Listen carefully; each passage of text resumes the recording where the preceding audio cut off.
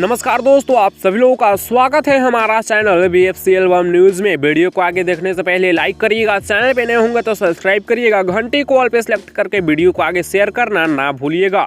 दोस्तों फाइनली आज सुबह में 6:30 बजे अभी जस्ट रिलीज कर दिया गया है पावर स्टार पवन सिंह जी का इस साल का दूसरा होली वीडियो गाना, जिस गाने का नाम है असू के डलल का, जो कि काफ़ी ज़बरदस्त और काफ़ी शानदार होली गाना है। जी हाँ दोस्तों, बता दें कि पावर स्टार पवन सिंह जी के साथ पहली बार इस गाने में मतलब इस साल होली में डिम्पल सिंह जी का जोड़ी देखने को मिला और काफ़ी ज़बरदस्त होली गाना है असू के डलल का, जो कि अभी जस्ट 6:30 बजे रिलीज़ किया गया है DRS म्यूजिक के ऑफिशियल यूट्यूब चैनल पर। जिस गाने को power star Pawan Singh ji solo खुद गाए हैं, जिस गाने को लिखे हैं काफ़ी अच्छे राइटर हैं और काफ़ी नए राइटर हैं और काफ़ी अच्छा गाना इस समय भोजपुरी इंडस्ट्री में दे रहे हैं, जिनका नाम सोनू सरगम है, जो कि आरा से हैं, और म्यूजिक प्रियांशु सिंह जी का है। तो आप लोग जानते होंगे गाना काफ़ी ज़बरदस्त है, काफ़ी शानदार है।